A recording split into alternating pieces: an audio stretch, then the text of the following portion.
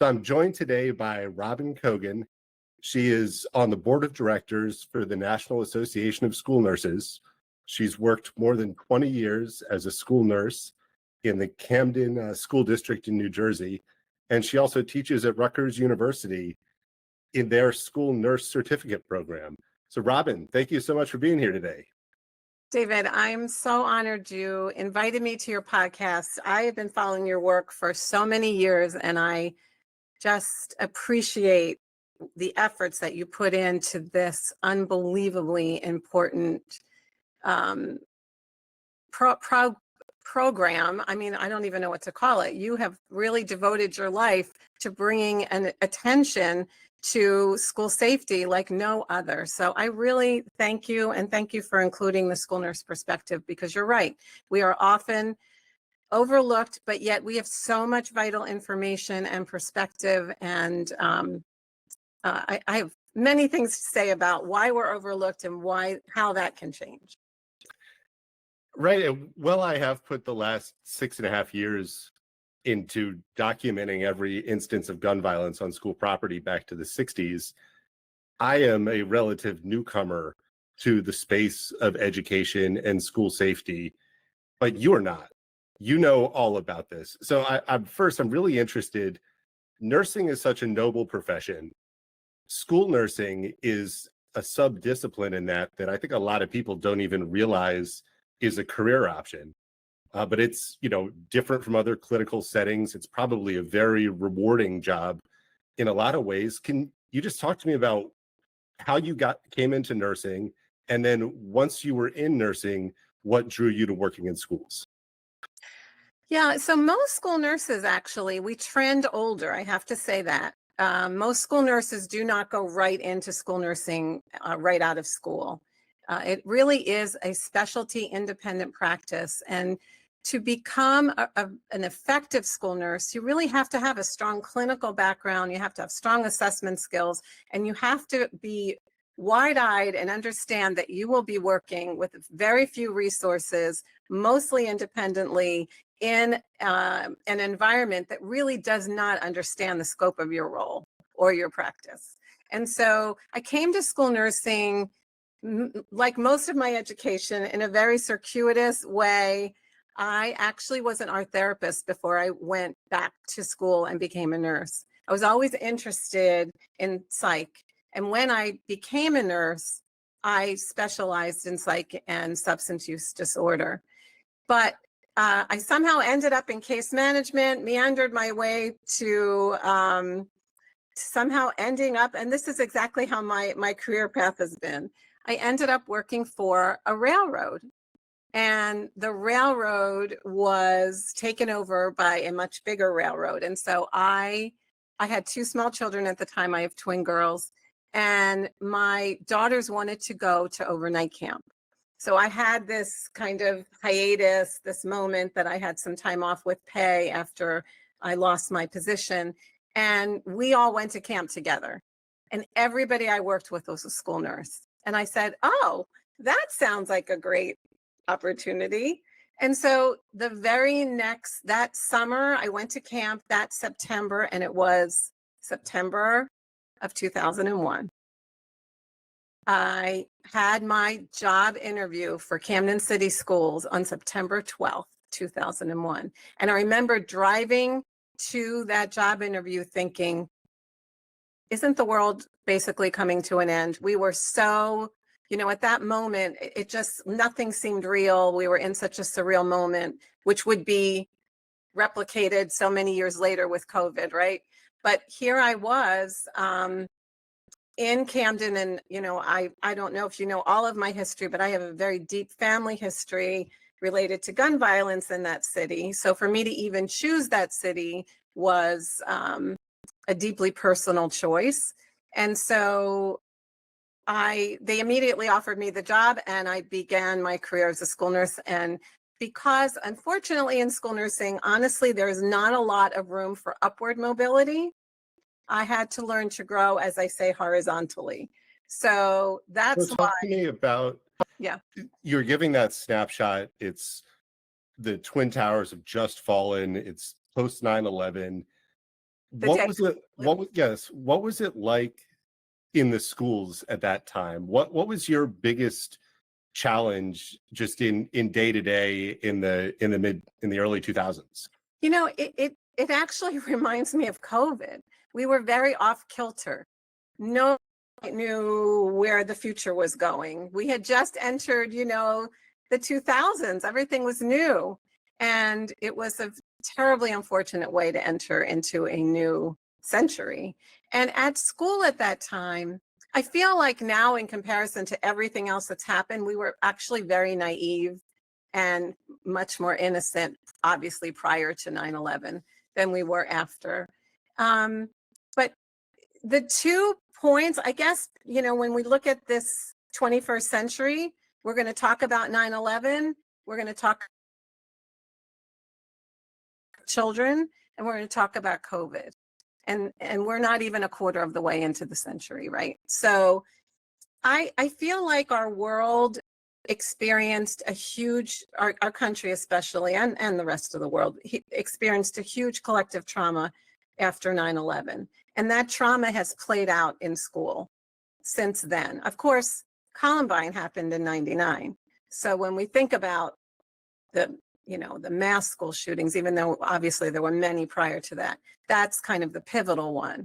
So I've been a school nurse as long as we have had lockdown drills, Yeah. as long as they've been mandatory, as long as we've had, and it's happened over time. It wasn't an immediate response. I think what's interesting is after 9/11, schools were told to identify their emergency action plans for a similar attack. Now, I happen to be in New Jersey. So if you remember, parts of North Jersey, schools were actually used, as the safe harbor for people who were literally walking over the Brooklyn Bridge, being taken over, across the Hudson. Which is interesting because schools are these hubs of communities that have always been a place for the community in times of crisis. Always. When there's an evacuation, I was in New Orleans right after Hurricane Katrina, and many of the shelters were in school gymnasiums. If you have any sort of emergency that happens where there are mass power outages or things like that in an area, it's usually the schools that are opened up. And they've been such an important hub of the community. But a lot of the emergency planning looks at the school as an island and doesn't reach to community members for their ability to help either. And that's something that I think is key to moving forward with safer campuses that are more resilient, that give students more options for what they can do during emergencies, is that community needs to be involved in every school's safety plan as well. I agree with you so much. The community and the key people in the school who are there every day need to be included as well. There's, communities, health happens in community, healing happens in community. Community has to be part of coming up with solutions that work for that particular community. And if we've learned nothing from COVID, we left the community out of discussions regarding masking and vaccine and all these other things. And look where we are. I mean, we're so divided. Absolutely. So then backing up a little bit, so about 10 years into your career as a school nurse is when Sandy Hook happened. And I think if we have to chart the shootings over time that had the biggest kind of policy impacts, Columbine changed response procedures, Sandy Hook put shootings into really the start of them becoming really a divided, highly political, highly cultural point. And how did they change? How did post Sandy Hook kind of change your perspective and the types of things that were happening in the schools in Camden, New Jersey? So in my personal experience, I grew up with a father who survived a mass shooting. It was probably one of the first mass murders in the United States in Camden in 1949 when he was 12 years old. My father's entire family was killed, his mother, his father, his grandmother, and 10 other neighbors by a neighbor. And so when I always knew that life could change in an instant. My father's message to me always was know where you are, know where the exits are. Um, he used to have a saying, the devil you know is better than the devil you don't know. He was he was a loving man, but he was a very traumatized man. And so anytime there was any kind of mass shooting of any type, it impacted him very, very deeply. So yes, Sandy Hook, I mean, they were babies. They were, you know, kindergarten and first grade. They were babies. And that was the most devastating. I think for us, moving beyond that, if it's even possible, it was really kind of not just the beginning of active shooter drills, but people were paying attention to them more. Um, Columbine, we were tasked for creating emergency plans. And then 9/11, we had to create shelters in place. And then Sandy Hook, we began to look more deeply at active shooters. And what was your role as the school nurse in that process? And Were you in the room? Were you engaged? None of us were in the room. And we're still not in the room. I put myself in the room because I can't sit back and watch this anymore, especially in 2018, when then my niece survived Marjorie Stoneman Douglas shooting in Parkland, Florida. And I think for me personally, like when I look at my trajectory of advocacy, activism, whatever you want to call it, that's when I said to my sister and my niece, we have to solve this from a public health perspective. This law enforcement focus belongs, but it's not solving the root cause. We're not getting to the real issues, especially in school.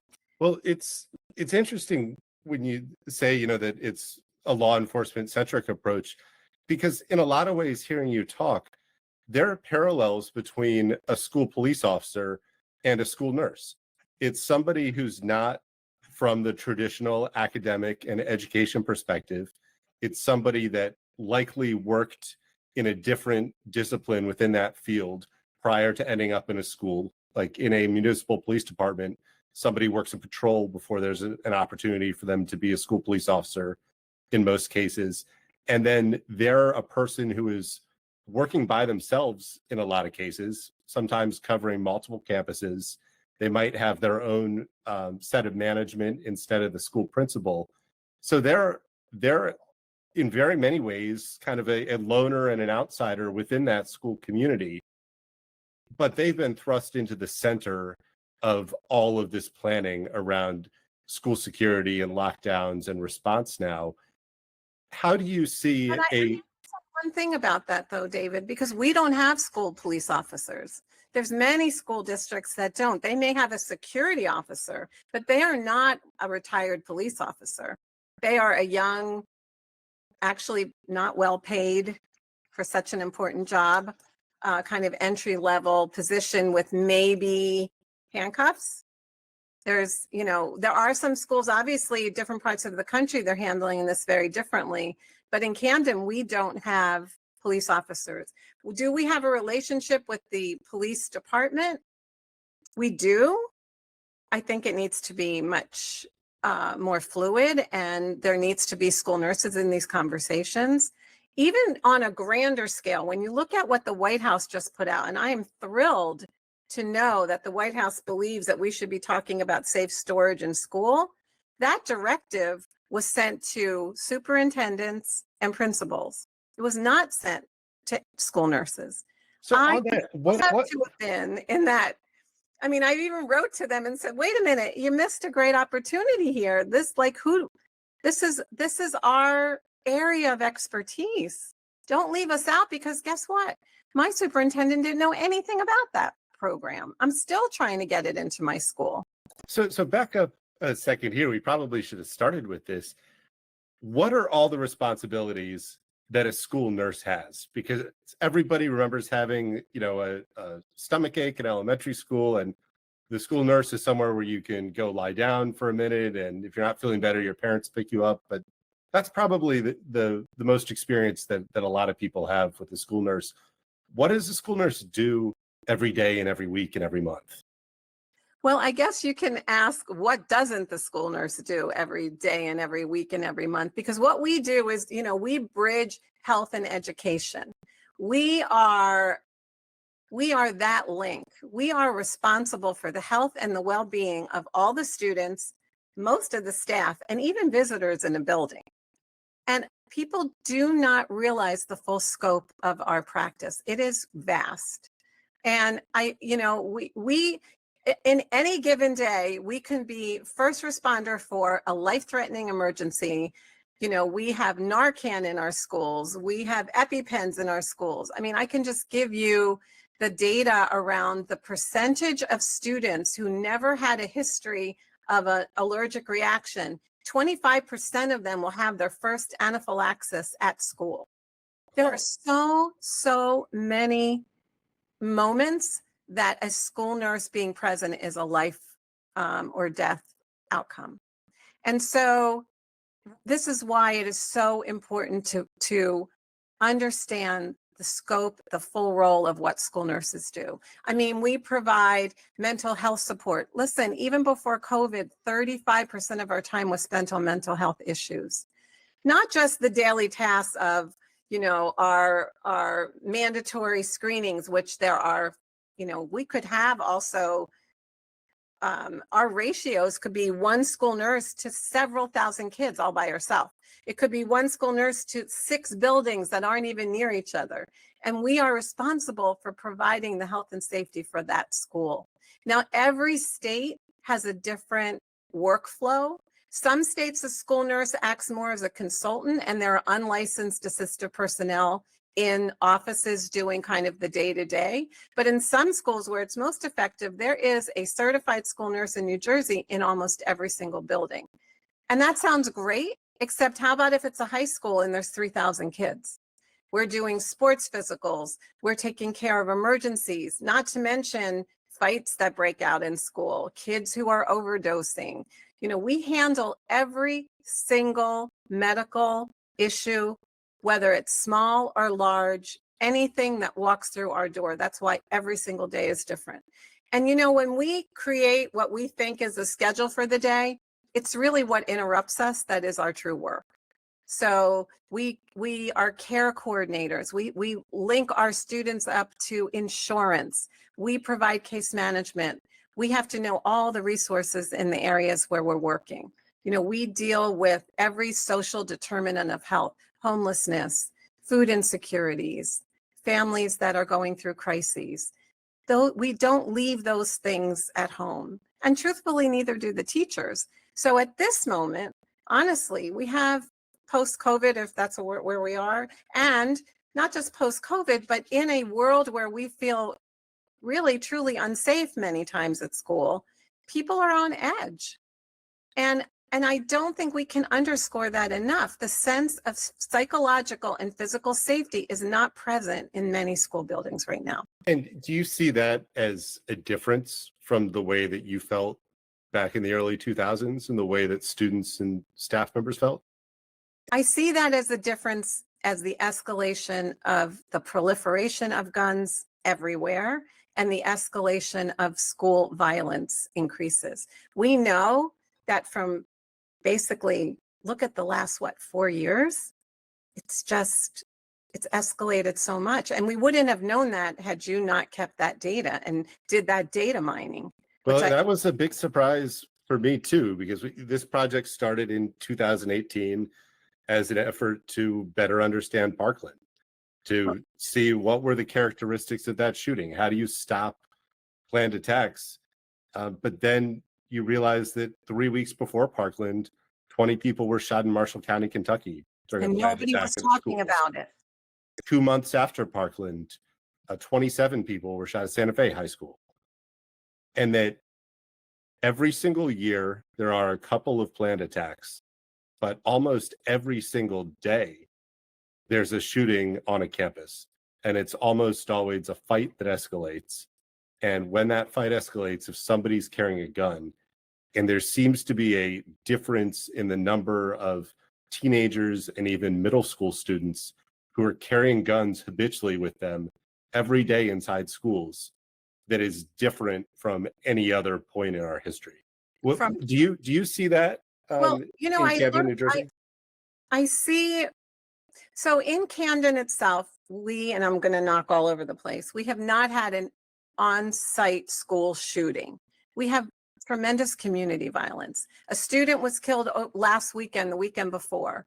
And, I've been trying to get things like Be Smart into our schools. I've been trying to get programs where we could do anonymous reporting. I've been working for years to bring these programs to our district. And there's this tremendous pushback in Camden, which has been known to have a very high community violence. And so what I've learned really through your work, David, is the cause of these school shootings is something that people do not realize, that escalation of disputes. People are no longer trying to resolve issues with words. They are going right to weapons. It is desperately fearful. And the other thing that I've learned that is really so bizarre to me is that if the vast majority of school shootings aren't even happening inside the actual classroom, why is that all we're training for then? Yeah, 70% of the shootings in the last 10 years have taken place outside of the school building. Out in the Most often, yeah, the front of the school, the parking lot, and around the school's athletic facilities. And then the other piece that I've learned that has really gotten my attention in recent weeks is the escalation of school shootings at graduation. Yeah, and In May, graduation. I mean, we're not out of school till June 25th. So yeah, there have been 6 shootings so far this year. For the timestamp, it's May 28th at 4 p.m. So there may be some others before this makes it out. But yeah, what's surprising is the shootings at graduations, the 6 so far this year, and then there was one at a middle school end of the year award ceremony, were disputes between adult attendees that turned into shootings. And those, once shots are fired, everybody in the entire crowd is running. There's a heartbreaking quote from the Roosevelt High School graduation in Des Moines, Iowa, where a kid said, "I was just so happy that I'd made it through my entire career as a student without a shooting." And then there's the shooting during graduation. And in that case, it was the older brother of a student, and he had 3 guns with him because he was expecting there to be a problem with community violence when you had a lot of people from the community at this large graduation. And when I've been recording these incidents since the 60s, there were not shootings taking place at graduations frequently in the 70s and the 80s, the 90s, even in the early 2010s. Has been a change in the last couple of years with young kids and teenagers habitually carrying guns, and then adults, even though they're not allowed to, even though every school campus around the country, you're breaking a federal law to carry a gun at a school. People believe that they need to have a gun everywhere, and an argument turns into a shooting.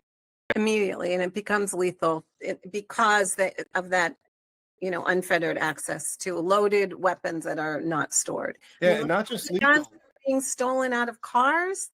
Isn't it like 3 times the amount right now? There's some astronomical data point about how many guns are now being stolen from cars because they're kept unsafely. So those community issues seep into school. It seeps into the culture of school. It seeps into people's sense of not feeling safe. And And then talk to me about, you said a huge part of your job is providing psychological and counseling services to students. When there's a shooting at graduation and you have thousands of people that are exposed to the fear, when you have an unplanned lockdown, when there's a threat that's reported, I think that there was a pretty serious threat in your area just last week. What does that do to the school population, and how central are you as the school nurse, and how capable are you when there are that many people that have been traumatized to provide help to them? Well, I think the saddest part of all of this is that we're not doing after action reports. We're not looking at the incident to see. I guess in my railroad background, I was the health services manager. Every time we had an incident, we would do a root cause analysis. We're not doing that for these events. We're not looking at what happened, let's say last week, when there was a really awful and pretty scary threat made on social media, but also that person sent the threat to school districts. And there was there was poor communication. And when there's poor communication, people make their stories up, or they'll go digging on the internet to find a snippet of something and it becomes something else. So the story then turned into, yes, they caught the person who also left his name and phone number and address, but that's besides the point. But then there was the other piece of that nobody believed it, and they thought that there was also an accomplice that they hadn't gotten. So these things leave marks in communities. People are shaken up. I was very shaken up. And to provide context there, it was a post on social media, correct, where somebody said they have a rifle, they've written a manifesto, and they're planning to attack a certain number of undisclosed locations the next day. And apparently he also reached out to some of the schools directly by email and said the same thing. Right. And so everyone handled it differently. There's charter schools in our city. They closed. They actually closed Thursday night. We didn't know anything about it until later in the morning on Friday. And then the communication just wasn't clear about what we should do. And I actually work in preschools. My schools weren't even notified. But by that point, the person had already been arrested. There should have been a clear statement. This is no longer a threat. We have resolved this issue. It just wasn't clearly communicated. And this is the disconnect maybe between the police and the school district, between the community and the school district. Schools are not an island unto themselves. Everything that happens in a community will find its way into school. And that nothing is more clear than that than during COVID, when there was this whole untruth about COVID not affecting kids. That was so erroneous. COVID definitely affected kids. Part of the problem is that what was happening in the community, we had and this happens often. We have rules at school that aren't followed at home. You know, that's a disconnect. For example, at school, we don't condone kids physically hitting each other. At home, a parent may say, don't you dare let anybody touch you. You make sure you get them back. But now, are you getting them back with a weapon because it's left unlocked? I mean, that's what it feels like is happening more and more. I completely agree with you. Now, so we're in 2024 now. This school year is coming to a close.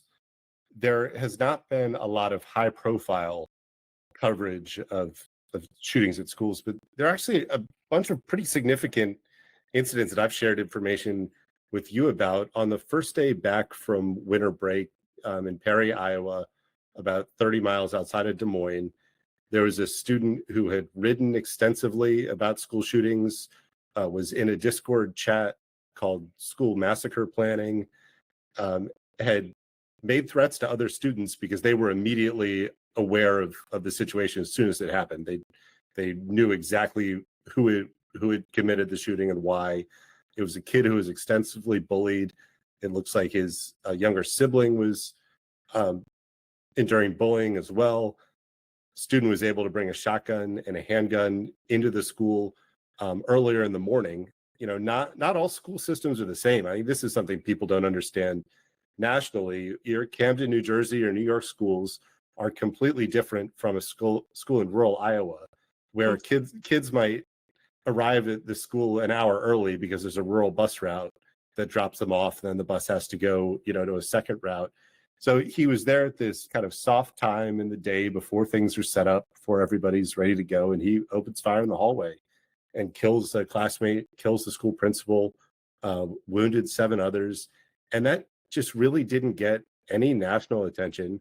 But it was exactly the case of not having support services, not having mental health services, not having an adult who was in touch with every student on a regular basis to find out what was going on. where do you see the school nurse or having a more robust healthcare and mental health infrastructure in the schools could help a situation like that? Well, I do believe that school nurses have the pulse on what's happening in a building. And as we know, people leave clues way in advance.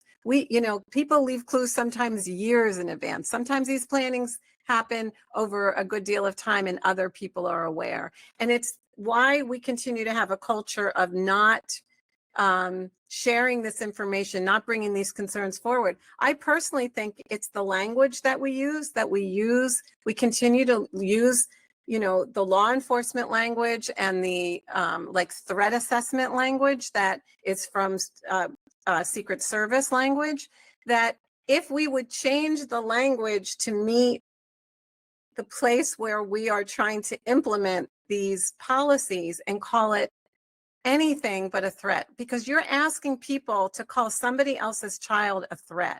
You're asking people to accuse other people's children of being a threat. So there's the no snitch culture, which we have to fight against, but there's also people are afraid to come forward, I think, and accuse somebody else's child. And so I am a strong believer in that language the words have significant meaning. How are they being received? So can we call it a wellness check, a well-being check? I believe that school nurses, truthfully, are the chief wellness officers in their buildings, even if we don't have that title, because we do see those kids. There's been some interesting studies that have shown that, I don't have the data with me, but I know Megan Ranney was part of a very interesting study that looked at how many people, whether they were going to commit suicide or complete suicide with a gun, or use a gun for other nefarious things, that they had ER visits prior to their events. So that's what I'm saying. There's a path. Some of it is a pattern that you've identified, but we know that there are people that leave clues. And if we were more vigilant about speaking to each other and looking at this from more of a trauma focus than a law enforcement focus, I think we might have more success in schools helping these kids earlier. Yeah, and I completely agree on two different aspects of that. Part of it is there's community gun violence and targeted planned school shootings that both get lumped together. Mhm. A planned attack at a school is almost always committed by an actively suicidal current or recently former student at that school. It is a death of despair in a very violent public manner. Suicide prevention, crisis intervention, wellness checks can address that situation because it is a cry for help for the days and weeks and months. The person does that public act of suicide because they can't get help. They can't get anybody to pay attention to them. And if you have an adult who's trained, is a certified school nurse, is somebody who thinks of wellness first, they're going to notice that student who's really hurting to that point of killing themselves and others. In the community gun violence, if you have a fight that's escalating into a shooting, the kid is carrying a gun for a reason. The kid is carrying a gun because they don't feel safe. They feel victimized. They feel that there's this conflict that they can't resolve on their own, and it might get to the point where they think that they have to shoot somebody. That's also something that an adult that has the pulse of the student body, has the trust of the student body. I just think we don't pay enough attention to conflict resolution. That whether it's a fight that's going to turn into a shooting or somebody's planned attack, somebody wants help before that. And when they can't get any help, then they think the gun is going to be their only answer. Right. And now with this unimaginable number of guns all around us, how do we live safely among them? And that's when I go out and talk about safe storage, I have landed on this space that I think people can agree, can we keep our children safe?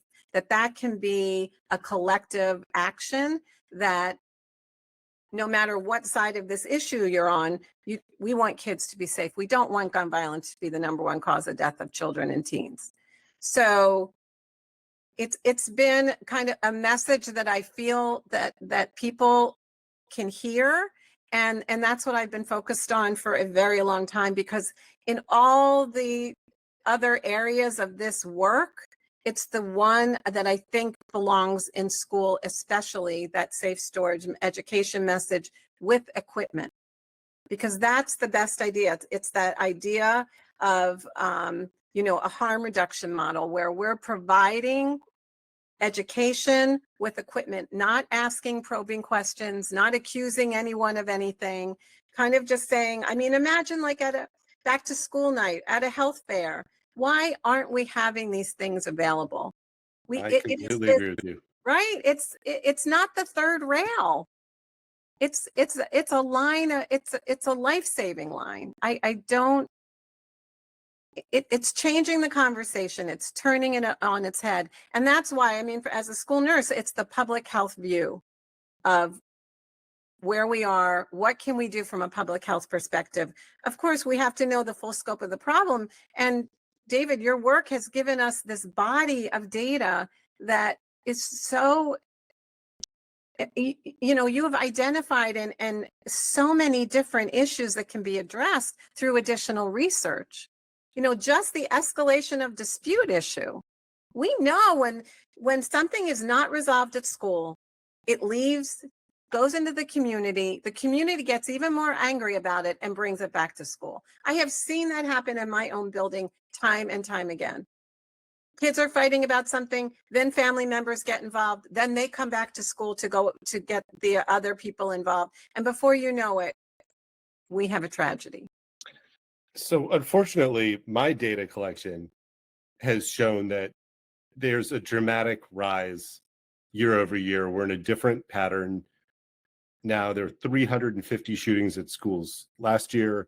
We're on pace to have that many shootings occur again this year.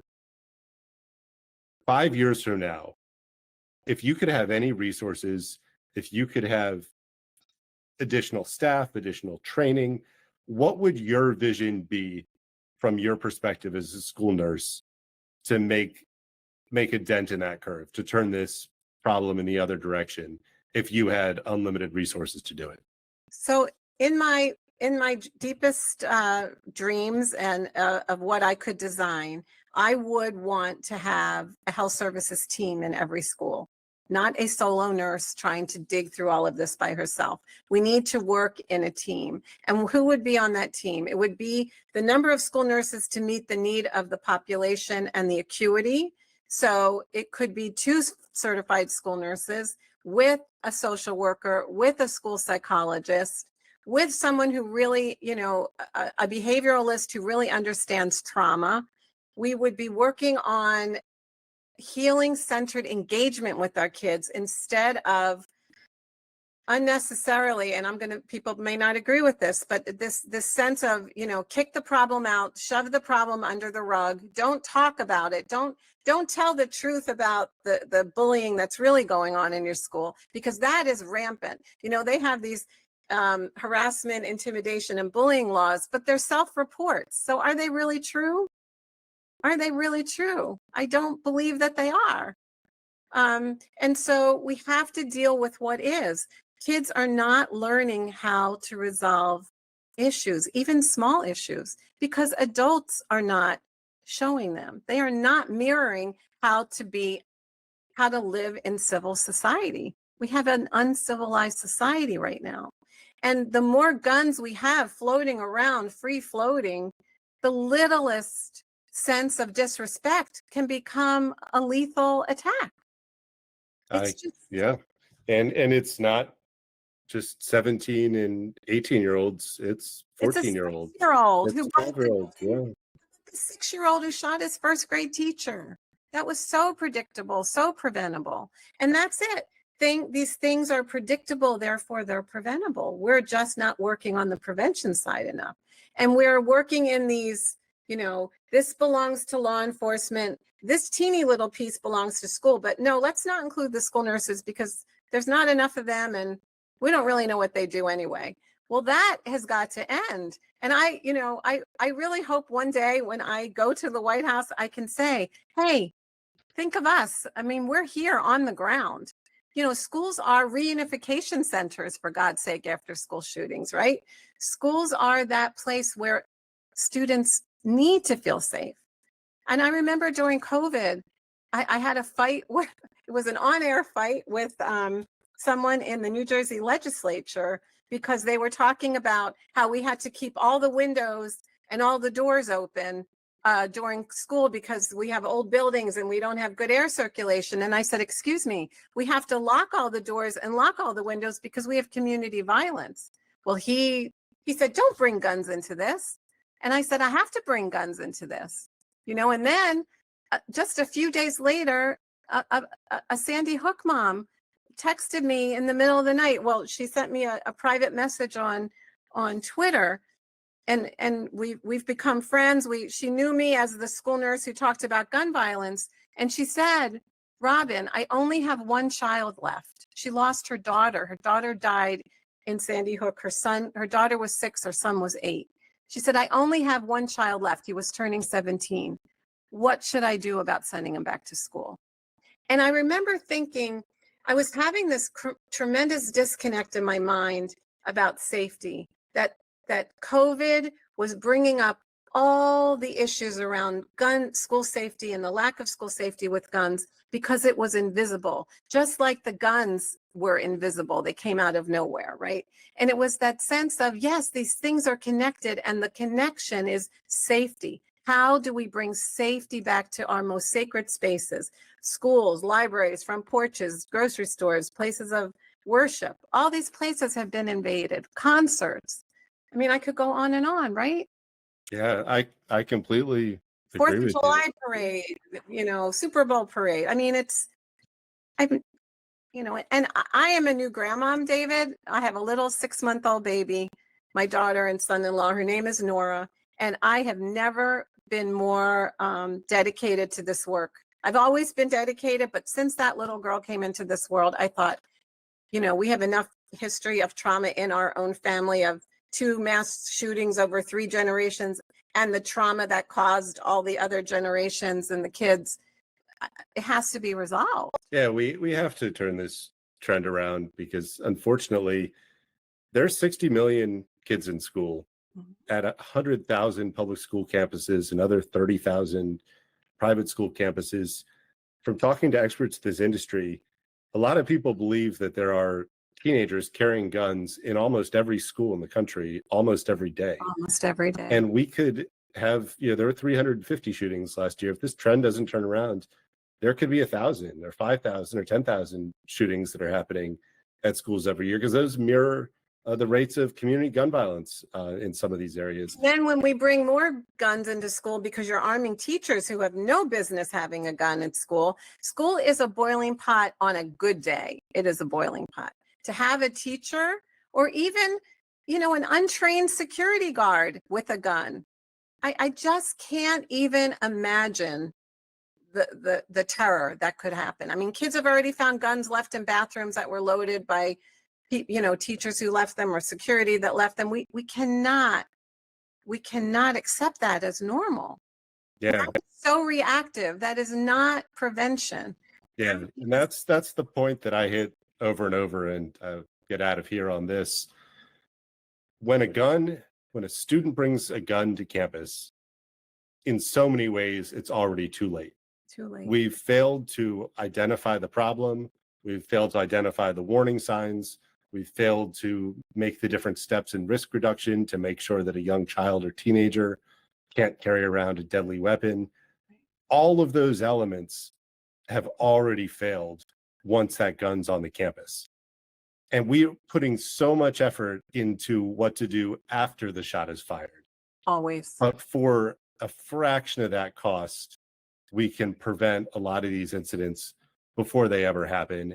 And not only preventing the school shooting, the school nurse, people that are crisis and wellness focused professionals in the schools can be helping with drug abuse, with physical abuse, with bullying, with suicidal ideation, with mental health, with Anxiety. all of these problems. Right, all the things we see, whatever people carry in their invisible backpacks into that building. And the adults are carrying the same kind of trauma. So when you have a dysregulated adult and you're not addressing that, they cannot help a dysregulated child. And that to me is one of the keys here. Are our adults okay? Are our kids okay? Right now, that answer is clearly no. And you've got the solution, and that is having a trained care team in every school across the country. It's attainable. There are the resources available to do this. If we wanted to do it, it would be an incredible job growth program, 100,000 schools. If you had a handful of trained medical providers in them, those are excellent jobs. Those are fulfilling jobs. If people have all of the training and resources to excel in those careers, they can do really meaningful, high impact work that's going to benefit people for the rest of their lives. So this was the Back to School Shooting podcast. Robin Cogan is the Relentless School Nurse. I forgot to throw that in the middle. She has a phenomenal blog. Follow her on social media. She is a voice of reason and a very unique perspective that we need to include in every single discussion of school safety, because a nurse is there to help people in every situation, in every context, from every background. If you have a problem, a nurse will help you. And so let's put more of those nurses, more of those helpful people into schools, because it can cause no harm. And it may have a profound impact on a better future in this country. So thank you so much for your service across your career, Robin, and for being here today. Thank you so much, David. Can I say one more thing about Absolutely. Okay. One of the most intriguing things about your work to me is that you count every single time a gun is shot at a school, whether it is morning, night, weekend, holiday.